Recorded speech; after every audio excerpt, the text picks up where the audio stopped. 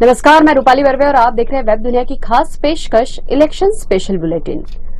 5 राज्यों में से 3 राज्यों यानी कि मध्य प्रदेश, छत्तीसगढ़ और मिजोरम में मतदान संपन्न हो चुका है। राजस्थान में 25 को जबकि तेलंगाना में 30 नवंबर को वोट डाले जाएंगे। मतगणना 3 दिसंबर को होगी। मध्य प्रदेश की 230 विधानसभा सीटों पर मतदान के बाद सत्ता के सभी दावेदारों की किस्मत ईवीएम में कैद हो गई है।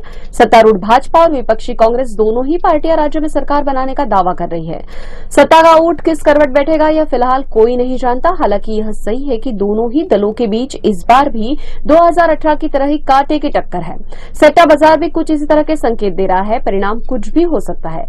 राज्य के कुछ इलाकों से हिंसा की छिटपुट खबरें भी आई। वहीं बुर्के की आड़ में फर्जी मतदान को लेकर भी इंदौर शहर में काफी हंगामा हुआ। राज्य विधानसभा चुनाव के लिए 17 नवंबर को कुल 76.22% मतदाताओं ने अपने मताधिकार का इस्तेमाल किया और अब तक का यह सर्वाधिक मतदान है। इससे पहले 2018 में 75.63% मतदान हुआ था। सिवनी में सबसे अधिक 85.68% मतदान हुआ, जबकि पश्चिमी क्षेत्र के आदिवासी बहुल अलीराजपुर में सबसे कम 60.10% वोटिंग हुई।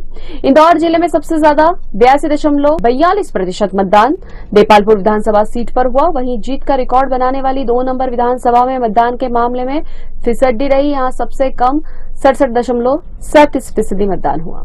मुख्यमंत्री शिवराज सिंह चौहान और पूर्व मुख्यमंत्री कमलनाथ दोनों ने ही सरकार बनाने का दावा किया है। वहीं इंदौर के सांसद शंकर लालवानी ने भी भाजपा की सरकार बनने का दावा किया। इंदौर की जो 9 विधानसभा है, 9 की 9 भारतीय जनता पार्टी बहुमत के साथ जीतेगी और प्रदेश में स्पष्ट बहुमत के साथ भारतीय जनता पार्टी की सरकार बनेगी। लोकसभा की पूर्व अध्यक्ष श्रीमती सुमित्रा महाजन ने कहा कि हमें मतदान जरूर करना चाहिए। मतदान हमें संविधान से मिला हुआ अधिकार है और इसलिए मेरा ये मानना है कि अगर हम भारत में प्रजातंत्र चाहते हैं तो प्रजातंत्र का अधिकार का कर्तव्य के रूप में उपयोग सही रीति से हमें करना चाहिए। महिलाओं के साथ ही युवा मतदाताओं ने महंगाई, बेरोजगारी, शिक्षा, नारी सशक्तिकरण जैसे मुद्दों के आधार पर वोट डालने की बात कही। इस बार तो मैंने इंदौर का ग्रोथ देख के वोट करा है, बिकॉज अभी इंडिया में the name is getting famous.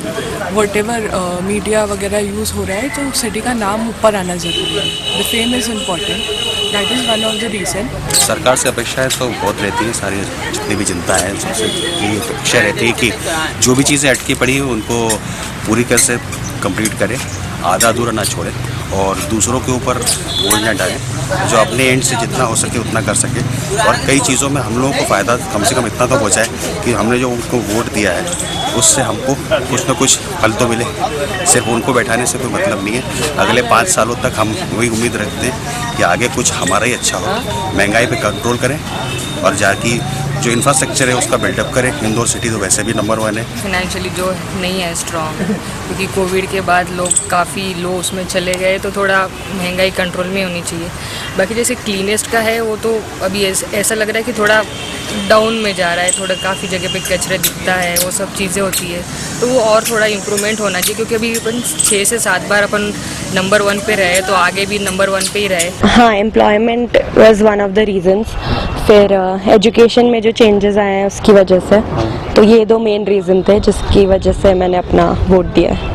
इस बार हमने नारी सशक्तिकरण के लिए भी मतलब अच्छा और अच्छा होना चाहिए, इसीलिए, और बेटी बचाओ बेटी पढ़ाओ जैसे मुद्दों के लिए भी हम लोगों ने आज मैंने वोट किया है। युवा को खास करके ये बहुत देना चाहिए vote, because it's very really important for us. And जो भी सरकार बनेगी हम चाहते हैं कि युवा के लिए वो काम करें, युवा के इसके लिए काम करें, जो भी उनके काम के लिए काम करें, एम्प्लॉयमेंट के लिए काम करें। एंड जो भी प्रॉब्लम्स है, आई होप यूथ उस चीज़ को कर पाए, उसके लिए सपोर्ट हमें मिल पाए सरकार से। So it's really important and I wish सब लोग वोट दें। मतदान के दौरान ही मध्य प्रदेश के गृह मंत्री नरोत्तम मिश्रा के बयान को लेकर भी बवाल हुआ। मिश्रा ने कहा था कि राज्य में भाजपा के अलावा यदि किसी अन्य दल की जीत होती है तो पाकिस्तान में जश्न मनाया जाएगा, और इस पर प्रदेश के पूर्व मुख्यमंत्री दिग्विजय सिंह ने मिश्रा के खिलाफ सख्त कार्रवाई की मांग की। मध्य प्रदेश में शिवराज सरकार के मंत्रियों के साथ ही केंद्रीय मंत्री नरेंद्र सिंह तोमर, प्रहलाद पटेल, फग्गन सिंह कुलस्ते, सांसद रीति पाठक, राव उदय प्रताप सिंह, गणेश सिंह, राकेश सिंह, पार्टी महासचिव कैलाश विजयवर्गीय की प्रतिष्ठा दांव पर लगी हुई है। चुनाव का परिणाम 3 दिसंबर को घोषित किया जाएगा। दूसरी ओर छत्तीसगढ़ विधानसभा चुनाव में 70 सीट के लिए दूसरे व अंतिम चरण के मतदान में 75.8% मतदाताओं ने मताधिकार का इस्तेमाल किया, जबकि पहले चरण में 20 सीटों के लिए 78% लोगों ने वोट डाले। दूसरे चरण में मुख्यमंत्री, उप मुख्यमंत्री, 8 मंत्रियों और 4 सांसदों समेत 958 उम्मीदवारों का भाग्य ईवीएम में बंद हो गया। राज्य के नक्सल प्रभावित गरियाबंद जिले के मेनपुर थाना क्षेत्र के अंतर्गत बड़े गोबरा गांव के करीब नक्सलियों ने बारूदी सुरंग में विस्फोट कर दिया। इस घटना में मतदान दल की सुरक्षा में तैनात आईटीबीपी के प्रधान आरक्षक जोगिंदर सिंह की मृत्यु हो गई। बलौदाबाजार जिले के कसडोल विधानसभा क्षेत्र में एक महिला की मतदान के दौरान मृत्यु हो गई। वहीं कोरिया जिले के कोरिया वन मंडल में खड़गवा वन परिक्षेत्र की मंगोरा गांव में मतदान करने जा रहे 25 वर्षीय उमेंद्र सिंह की जंगली हाथी के हमले में मौत हो गई। छत्तीसगढ़ में वर्तमान में कांग्रेस की सरकार है। सट्टा बाजार की माने तो राज्य में एक बार फिर कांग्रेस की वापसी हो सकती है। हालांकि भाजपा ने भी सरकार बनाने के लिए पूरी ताकत लगाई है।